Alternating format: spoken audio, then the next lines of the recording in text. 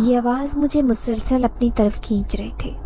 मैं ना चाहते हुए भी उनकी तरफ बढ़ता चला जा रहा था। ये मेरे साथ कोई पहली बार नहीं हो रहा था, बल्कि इससे पहले भी मुझे ये आवाज़ सुनाई दे चुकी थी, लेकिन मैंने कभी उसकी तरफ गौर करने की कोशिश नहीं की। वजह सिर्फ और सिर्फ ये थी कि एक मर्तबा मेरे दोस्त ने मुझे बताया था कि अक्सर हम लोगों को ऐसी आवाज़ें सुनाई देती रहती हैं, और ये उस बात की निशानी होती है कि हमारे घर में जिन्नात मौजूद हैं। लिहाजा बेहतर यही है कि उन आवाज़ों की सिमत ना जाया जाए और ना ही उस आवाज़ का कोई जवाब दिया जाए, क्योंकि वो जानबूझकर हमें अपनी तरफ मुतवज्जे करने की कोशिश करते हैं। अगर हम उनको नज़रअंदाज करना शुरू कर दें तो उन्हें खुद ही इस बात का अंदाज़ा हो जाता कि हमें उनके घर में रहने या न रहने से कोई फ़र्क नहीं पड़ता। फिर वो आहिस्ता आहिस्ता हमें खुद ही तंग करना छोड़ देंगे। अब यही दोस्त मुझे अक्सर ही ये हिदायत करता था कि अगर तुम्हारे साथ कोई ऐसा वाक़या पेश आए तो भूल कर भी उसमें दिलचस्पी लेने की कोशिश मत करना और ना ही उस तरफ जाने की कोशिश करना। आज ना जाने क्यों मेरे कदम खुद बहुत उस आवाज़ की तरफ बढ़ते चले जा रहे थे। वो एक नस्वानी आवाज़ थी। कोई लड़की थी जो शदीद तकलीफ़ में थी और मुझे मदद के लिए पुकार रही थी। मैंने कमरे से निकलते वक्त एक नज़र खड़ी की तरफ देखा, जहाँ पर उस वक्त रात के 12 बज रहे थे, यानी ज़वाल का वक्त शुरू हो चुका था। और मुझे अच्छी तरह से अंदाज़ा था कि ये वक्त जिन्नात का होता है और यही वो वक्त होता है जिसमें वो घूमते फिरते हैं। और अगर कोई भी उनके रास्ते में आने की कोशिश करे या उनके काम में जाने अनजाने में कोई खलल डाल दे तो उसकी नस्लों तक को हिला कर रख देते। मैं हमेशा यही कोशिश करता कि आधी रात के वक्त घर से बाहर ना निकलूं। मैं उन बातों पर ज़्यादा यकीन नहीं रखता था, क्योंकि मेरे दादा अब्बू एक कामिल थे। उनकी सारी ज़िंदगी इन्हीं कामों में गुजरी। उनके पास हर तरह के जिन्नात कैद होते, जिनसे वो ना सिर्फ काम करवाते बल्कि अगर किसी को तंग करना होता तब भी वो उसके लिए जिन्नात ही भेजते। लेकिन कुछ अरसा पहले अचानक ही उनका इंतकाल हो गया। कोई भी नहीं जानता था कि उनका इंतकाल कैसे हो गया, लेकिन मुझे अच्छी तरह पता था। दादा अब्बू जब भी कोई अमल करते तो हमेशा मुझे बताया करते।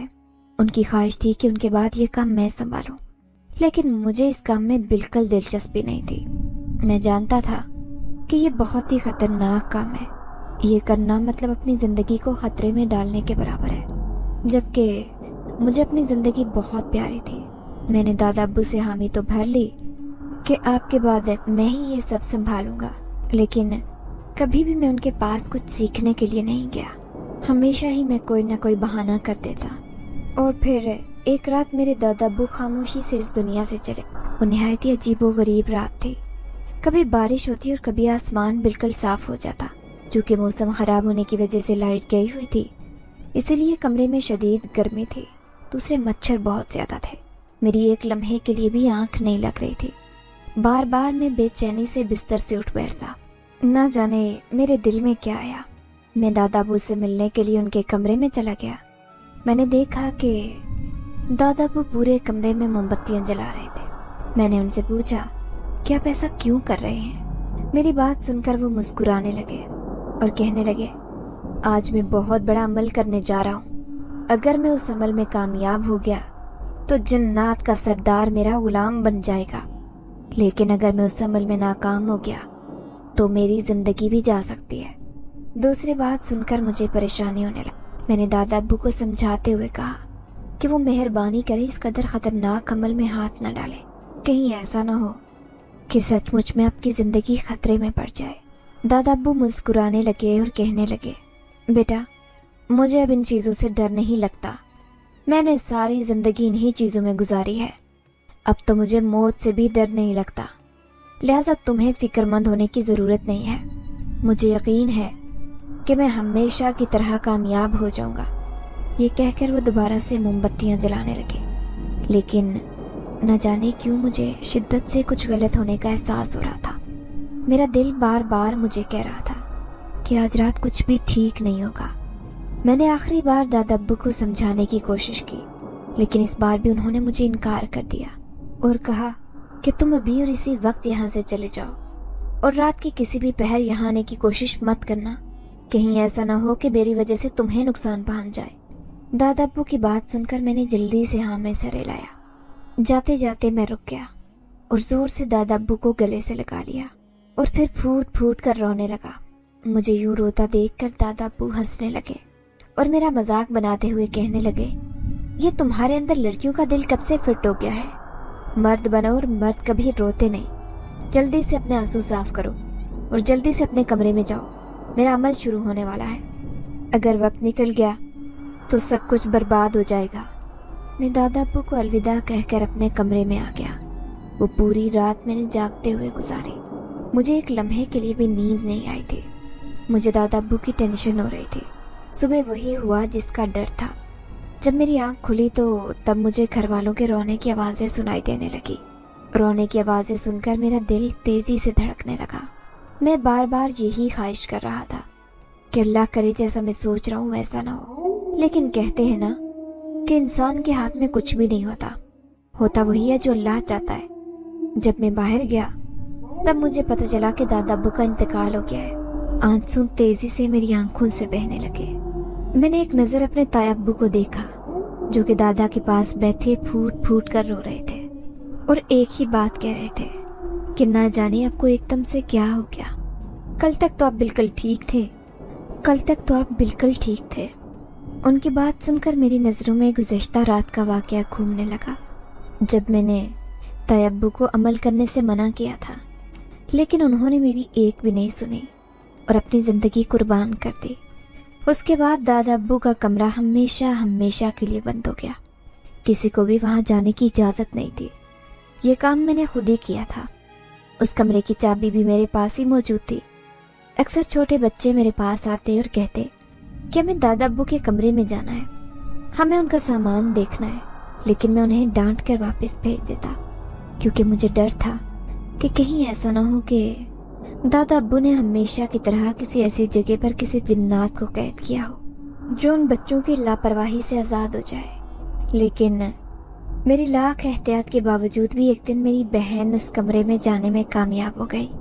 वो दिन हमारे लिए बहुत भारी गुजरा था क्योंकि उस दिन मेरी बहन की तबीयत यकदम ख़राब हो गई। मुझे अच्छी तरह से याद है कि मैं काम से वापस आया था जब मेरी नज़र सहन के बीचों बीच खड़ी एक लड़की पर पड़ी जिसने अपने सारे बाल चेहरे पर डाले हुए थे और वो अपने सर को ज़ोर ज़ोर से दाएं बाएं की तरफ हिला रही थी। पहले तो ये देखकर मैं डर सा गया। थोड़ा सा गौर किया तो मुझे मालूम हुआ कि मेरी अपनी ही बहन है। मैं तेज़ी से उसके पास गया, लेकिन उसने मेरे चेहरे पर एक ज़ोरदार थप्पड़ मारा और चीखती हुई आवाज़ में कहने लगी, खबरदार जो तुमने मेरे पास भी आने की कोशिश की, वरना मैं तुम्हें जान से मार दूंगी। उसके मुंह से उस वक्त मर्दाना आवाज़ें निकल रही थी जिसे सुनकर मुझे अंदाज़ा हो गया कि ये अपने होश में नहीं है बल्कि ये तो किसी और के ही कब्जे में है।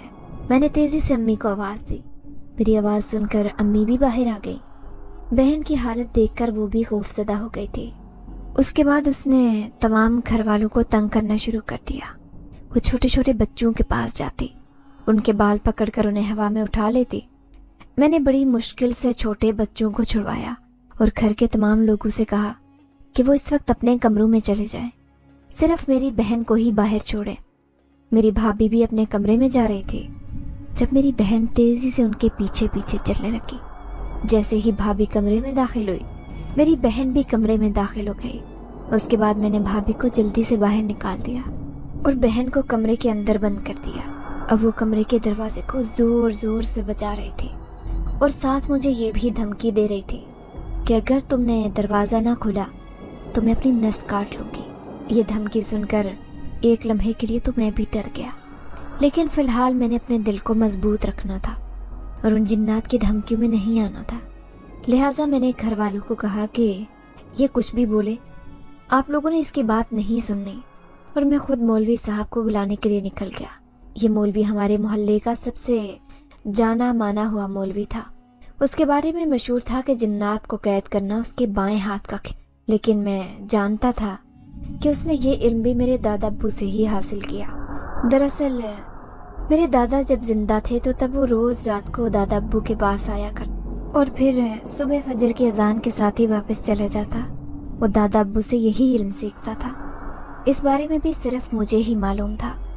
जब मैं उसकी तरफ जाने लगा तो अम्मी ने मुझे रोका और कहा कि क्या ज़रूरत है उस नकली मौलवी को यहाँ पर लाने की, उसे तो कुछ भी नहीं पता। अरे वो तो बस अजाने दे दे यही काफ़ी है। मैंने तो सुना है कि उसे ठीक से नमाज पढ़ाना भी नहीं आता। अम्मी की बात सुनकर मैं बेसाख्ता मुस्कुरा उठा और सोचने लगा कि मैं अम्मी को क्या बताऊं कि वो किस कदर ताकतवर हो चुका है। लेकिन उस वक्त मैंने अम्मी को कुछ भी नहीं कहा और खामोशी से मौलवी को बुलाने के लिए निकल गया।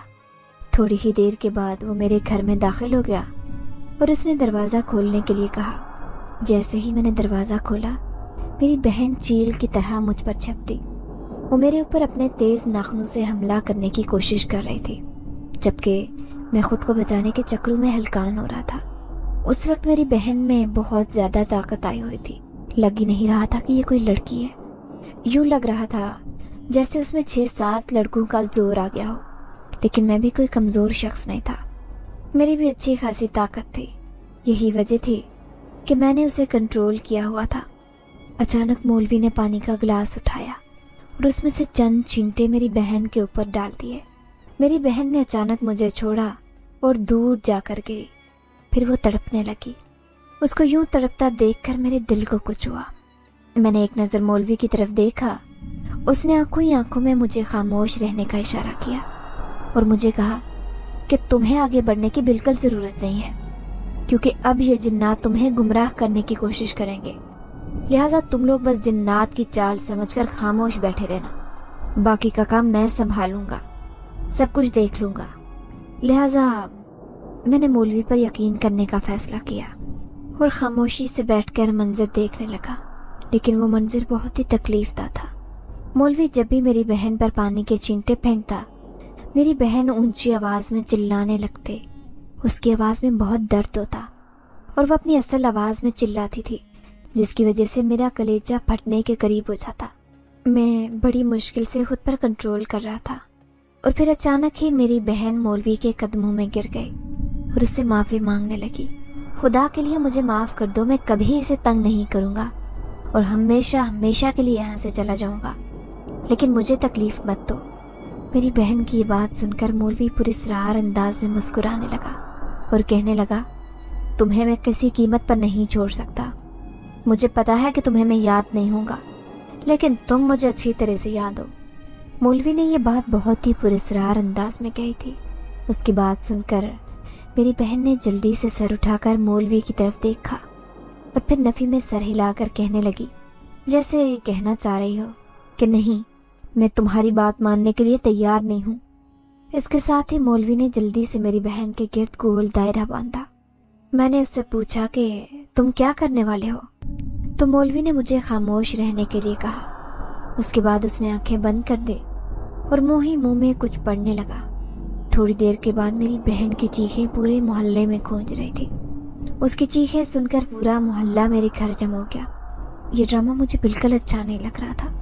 मैंने अम्मी को एक नज़र देखा और उन्हें कहना चाहा कि मोहल्ले वालों को यहाँ से निकालें, लेकिन अम्मी ने मुझे खामोश रहने का कहा। उसके बाद मेरी बहन बेहोश होकर गिर पड़ी।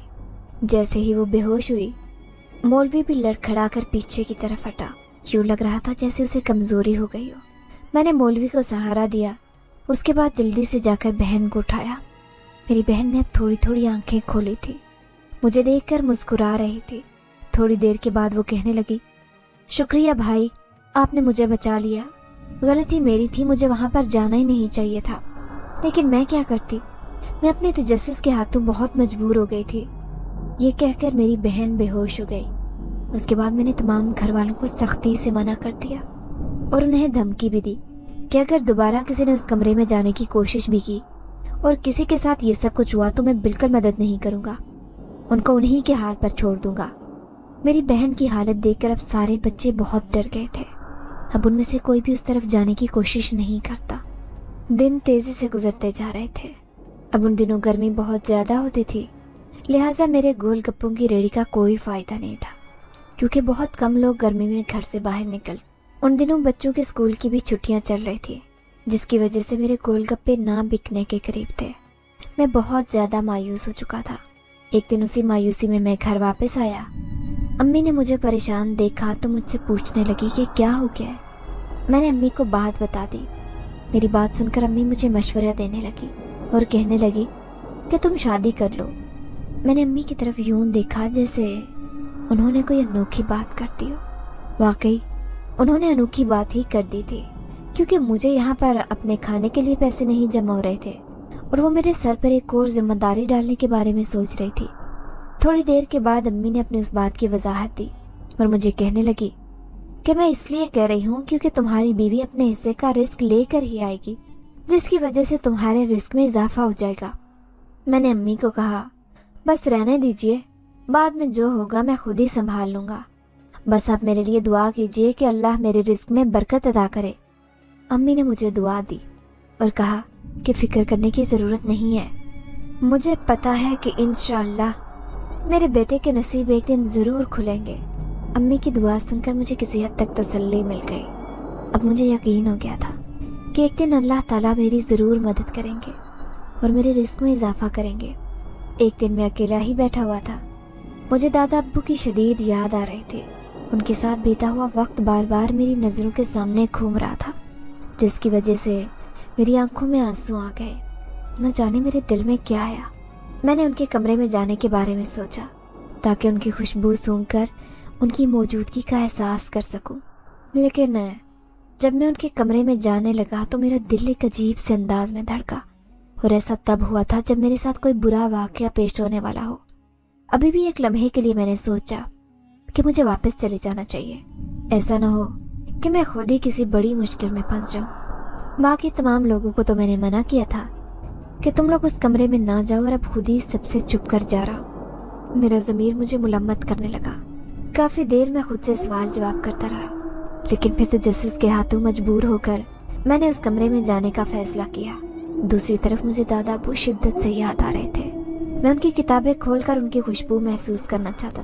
میں کمرے میں داخل ہو گیا۔ جیسے ہی میں کمرے میں داخل ہوا، ایک بہت ہی پیاری خوشبو نے میرا استقبال کیا۔ لگ رہا تھا جیسے یہاں پر کسی نے تازہ تازہ عطر گرایا ہو، اور یہ عطر میرا بھائی استعمال کرتا تھا۔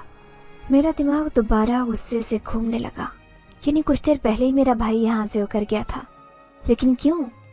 میرے ذہن میں ہزاروں طرح کے خیالات چل رہے تھے اور ہزاروں طرح کے سوالات امڑ رہے تھے۔ میرے پاس ان میں سے کسی کا بھی کوئی جواب نہیں تھا۔ میں نے فی الحال اس چیز کو دماغ سے نکالا اور دوبارہ سے دادا کی کتابوں کی طرف چل دیا۔ یہ کتاب دادا مجھے پڑھنے کے لیے کہا کرتے تھے۔ یہ تمام کتابیں ہی جادو کی کتابیں تھیں، اور جنات کو کیسے قابو کرنا ہے اس بارے میں سب تفصیل سے موجود تھا۔ میں شیلف کی طرف دیکھ رہا تھا جب اچانک مجھے ایک کتاب سے روشنی نکلتی دکھائی دی۔ یہ دیکھ کر میں چند لمحوں کے لیے حیران ہوا۔ تھوڑا غور سے دیکھا تو دوبارہ سب کچھ نارمل ہو گیا۔ اب وہاں پر کسی قسم کی کوئی روشنی نہیں تھی۔ میرا دل دوبارہ تیزی سے دھڑکنے لگا۔ مجھے شدت سے کچھ غلط ہونے کا دوبارہ سے احساس ہونے لگا۔ میں وہاں سے ہٹنا چاہتا تھا، لیکن اس بار میں خود کو ہٹا نہیں پا رہا تھا۔ میرے قدم خود بخود اس شیلف کی طرف بڑھنے لگے۔ میں خود کو روکنے کی کوشش میں ناکام ہو رہا تھا۔ میرا دماغ بھی اب کام کرنے کی صلاحیت کھو چکا تھا۔ اب میرے دماغ میں صرف اور صرف ایک چیز چل رہی تھی کہ کسی طرح اس کتاب کے قریب پہنچنا ہے اور اس کتاب کو کھولنا ہے۔ لیکن دماغ کے کسی حصے میں یہ بات بھی موجود تھی کہ یہ سب کچھ میں اپنی مرضی سے نہیں کر رہا، بلکہ کوئی اور طاقت ہے جو مجھ سے زبردستی یہ سب کچھ کروا رہی ہے۔ تھوڑی ہی دیر کے بعد میں نے وہ کتاب کھول دی۔ جیسے ہی کتاب کھولی، ایک کالا دھواں کتاب کے اندر سے نکلا۔ پورے کمرے میں دوبارہ سے بدبو پھیل گئی۔ اس کے ساتھ ہی میرے وجود کو جھٹکا لگا اور میں زمین پر جا گرا۔ میں خوفزدہ نظروں سے چاروں طرف دیکھنے لگا۔ تھوڑی دیر پہلے کا منظر میری نظروں کے سامنے گھومنے لگا، کیونکہ ایک بات کا تو مجھے اچھی طرح سے اندازہ ہو گیا تھا کہ جنات کو میں آزاد کر چکا ہوں۔ کافی دیر تک میں صدمے کی حالت میں وہیں بیٹھا رہا۔ مجھے کبھی لگتا کہ اب وہ جنات میرے وجود کے اندر داخل ہو جائیں گے، اور کبھی لگتا کہ شاید وہ میرے وجود کے اندر داخل ہو چکا ہے۔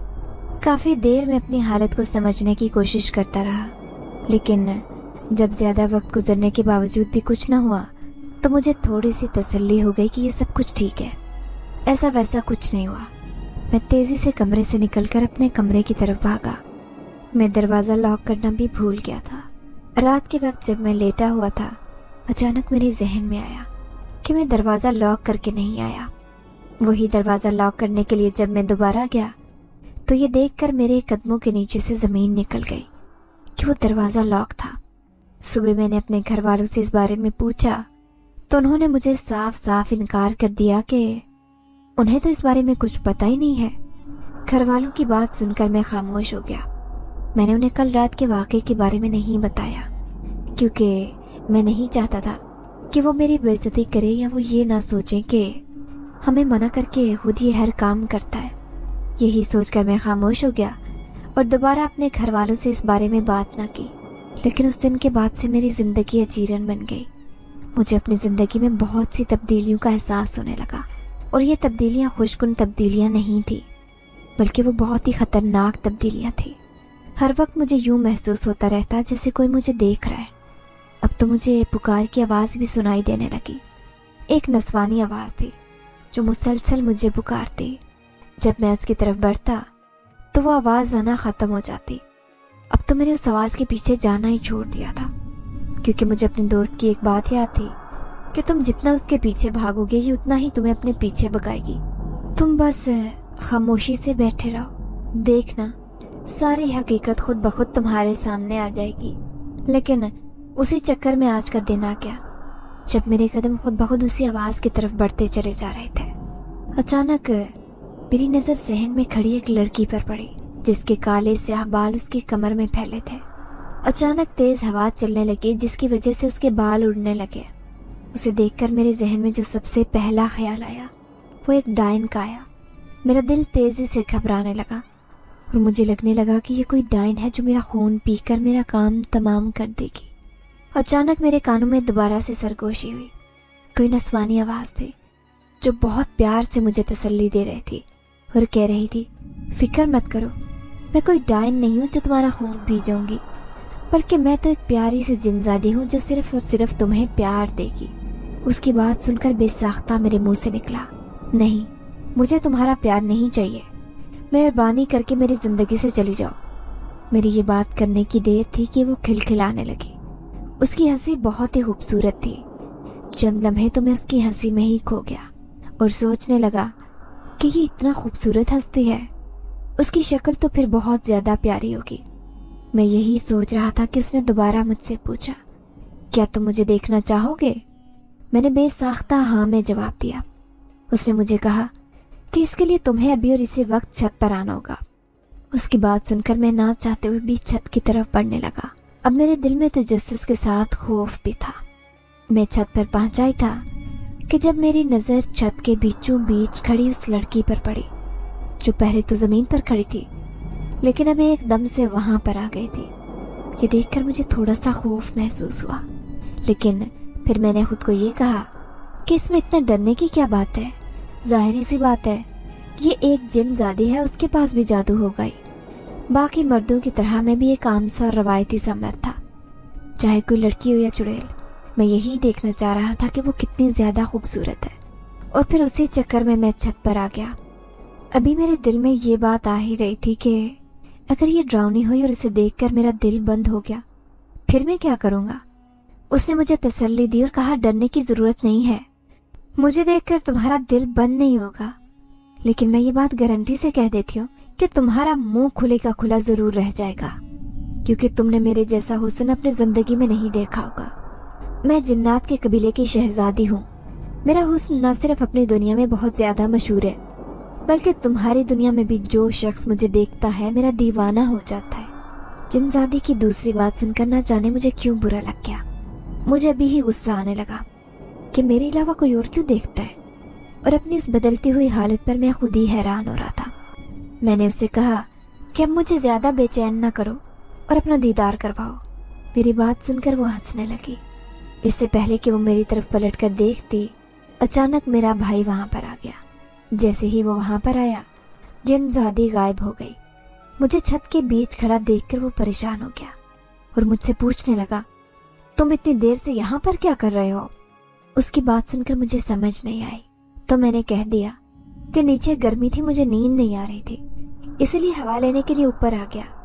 बेवकूफ़ इंसान, जब गर्मी होती है तो इंसान पंखा चलाता है, ना कि छत पर आ जाता है। उसकी बात सुनकर मैंने हैरत से उसकी तरफ देखा और कहने लगा कि बिजली तो गई हुई है, फिर कैसे पंखा चलाऊंगा? अब्बा हमारे लिए कोई जायदाद छोड़कर नहीं गया जो घर में जनरेटर मंगवा लूं।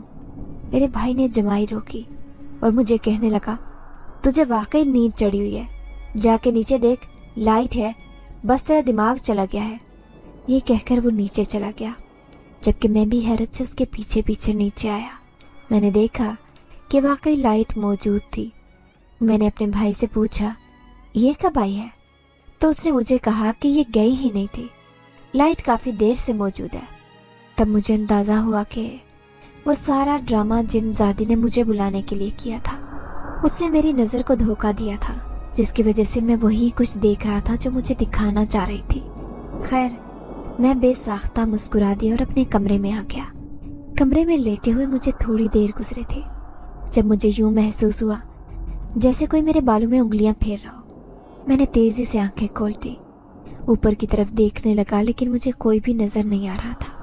अचानक ही उसने मेरे कान के करीब सरगोशी की और मुझे कहने लगी, लगता है कि आज हमारे नसीब में नहीं था एक दूसरे से मिलना, लेकिन फिक्र मत करो, मैं बहुत ही जल्द तुम्हारे सामने आ जाऊंगी। मैंने उससे कहा कि अभी तुम मेरे सामने आ जाओ, वैसे भी अब यहाँ पर कोई नहीं है। मेरी बात सुनकर वो हंसने लगी और कहने लगी, इतनी भी जल्दबाजी की ज़रूरत नहीं है, अभी तो बहुत ज़्यादा वक्त पड़ा है। अभी तो हमने एक दूसरे के साथ काफ़ी लंबा अरसा गुजारना है, उस लंबे अरसे में तुम मुझे देख लोगे, इसलिए इस चीज़ की फिक्र मत करो। मैं भी कुछ नहीं बोला, क्योंकि मुझे इस बात का अंदाज़ा हो चुका था कि जब तक ये जिनज़ादी खुद नहीं चाहेगी तब तक इसे कुछ भी कहने का कोई फ़ायदा नहीं। इसी वजह से मैं बस खामोश हो गया था। मैंने दोबारा से आंखें बंद कर ली, लेकिन जो मेरे दिल में खौफ था वो खौफ भी ख़त्म हो गया था। अब एक अजीब सा सुकून था जो मेरे चारों तरफ फैला था। दूसरी तरफ जिनज़ादी मेरे बालों में उंगलियां चला रही थी, जिससे मेरे सर का दर्द आहिस्ता आहिस्ता जा रहा था। थोड़ी ही देर के बाद मैं गहरी नींद सो गया। सुबह मेरी आँख किसी के पुकारने पर खुली। मैंने आंखें खोल कर देखा तो मुझे उसी जिनज़ादी की आवाज़ दोबारा से सुनाई दे रही थी। वो मुझे जागने के लिए बोल रही थी। उसकी आवाज़ सुनकर मेरे चेहरे पर मुस्कुराहट खिल गई। मुझे यूं महसूस हो रहा था जैसे मेरी शादी हो गई हो और वो जिनज़ादी मेरी बीवी हो।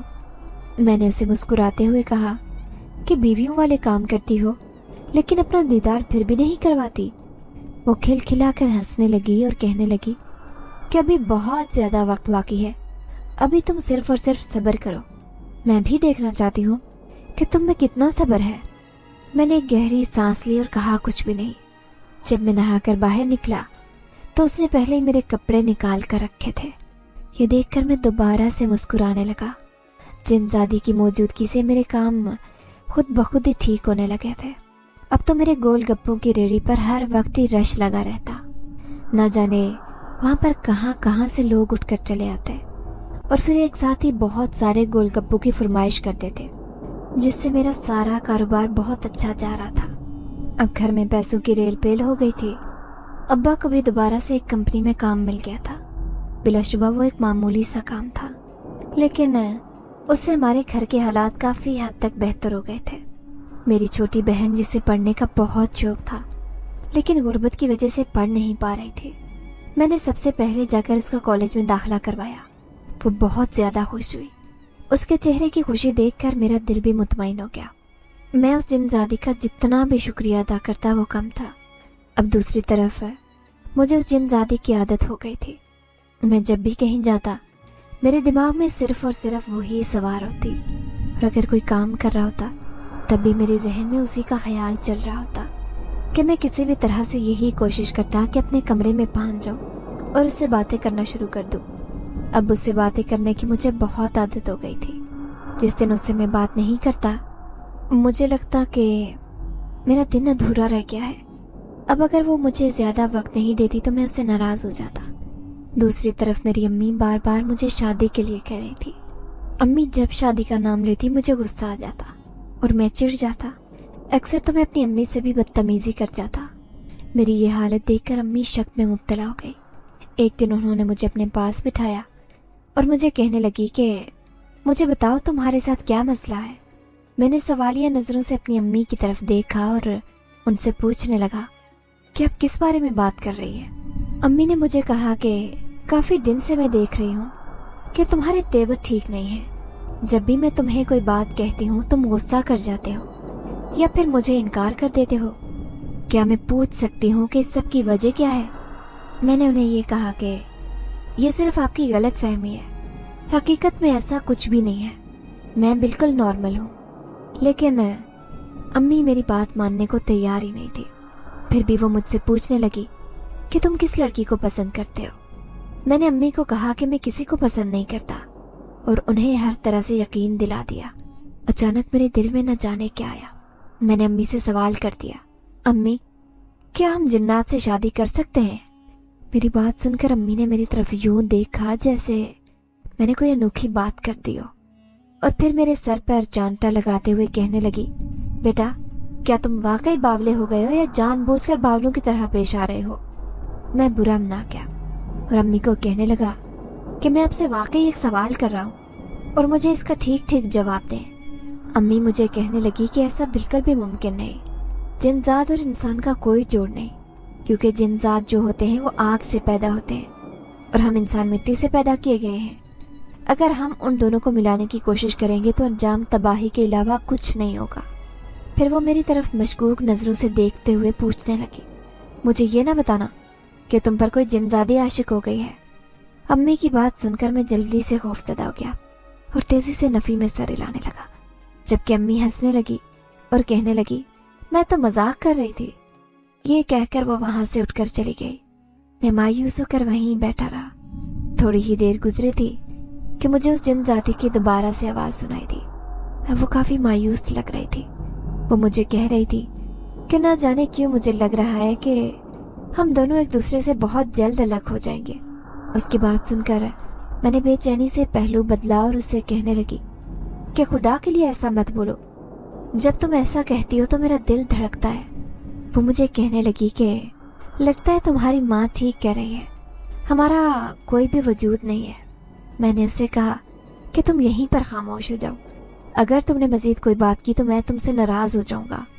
मुझे उन लोगों की बातों से कोई फ़र्क नहीं पड़ता, मुझे सिर्फ इतना पता है कि मैं तुमसे मोहब्बत करता हूँ और बहुत जल्द तुम्हें अपना लूँगा। तुम्हें बाकी किसी भी चीज़ की फ़िक्र करने की ज़रूरत नहीं है। तुम मुझ पर सिर्फ और सिर्फ एक एहसान कर दो कि तुम इंसान के रूप में मेरे सामने आ जाओ, फिर मैं खुद ही तुम्हें अम्मी से मिलवा लूँगा, फिर हमेशा हम दोनों साथ रहेंगे। जिनजादी चंद लम्हों के लिए खामोश हो गई। दोबारा उसकी आवाज़ गूंजी तो वहाँ पर एक आस थी। उसने मुझे कहा कि फ़िक्र मत करो, बहुत जल्द मैं तुम्हें अपना दीदार करवाऊंगी। उसने मुझे रात का वक्त दिया और कहा कि रात 12 बजे तुम छत पर आ जाना, लेकिन अगर किसी वजह से तुम मुझे नहीं देख सके तो उसके बाद तुम मुझे कभी भी नहीं मिल पाओगे। उसकी बात सुनकर मैं परेशान हो गया, क्योंकि ये तो मैं भी नहीं जानता था कि वहाँ जाने के बाद क्या होना था, क्योंकि हमारे घर का माहौल ऐसा था कि ये बहुत ही छोटा सा घर था। अगर कोई एक कमरे से निकलता तो दूसरे कमरे में मौजूद इंसान को पता चल जाता। हर कमरे में ही एक खिड़की मौजूद थी जो हर वक्त ही खुली रहती। यही वजह थी कि रात के वक्त जब मैं निकलकर छत पर आ जाता तो मेरा भाई भी पीछे निकल कर आ जाता। उसे ये लगता था कि शायद मेरी लड़कियों से दोस्ती है और मैं उनसे बात करने के लिए आता हूँ, लेकिन आज तक वो मुझे पकड़ नहीं पाया। मैंने उससे कहा कि ऐसा मत कहो, क्योंकि मुझे बिल्कुल भी अंदाज़ा नहीं है कि रात को क्या होगा। मेरी बात सुनकर उसने मुझसे अटल लहजे में बात की। अब यही चीज़ मुमकिन है, अगर तुमने वाकई मुझे देखना है तो तुम्हें ये बात यकीनी बनाना होगी कि वहाँ पर कोई भी मौजूद ना हो। मैं खामोश हो गया। एक लम्हे के लिए मेरे दिल में आया कि उस जिनजादी को मना कर दूं, क्योंकि अगर मैं उसे खो देता तो मैं उसकी आवाज़ भी कभी नहीं सुन पाता। अभी मुझे ये तो तसल्ली थी कि वो मेरे आसपास ही मौजूद थे, मुझसे बातें करती थी, मेरा ख्याल रखती थी। दूसरी सूरत हाल में वो हमेशा हमेशा के लिए मुझे छोड़ कर चली जाती और मुझे ये बिल्कुल भी मंजूर नहीं था। लेकिन फिर अपने तजस्सुस के हाथों मजबूर होकर मैंने उसे देखने का फैसला किया। रात के वक्त मैंने इस बात को यकीनी बनाया कि कोई भी मुझे कमरे से निकलते हुए ना देखे। मैं खामोशी से छत पर आ गया। तकरीबन आधा घंटा पहले ही छत पर आ गया था, ये सोच कर कि अगर कोई मुझे देख ले तो 12 से पहले ही मैं उससे निपटा लूँ।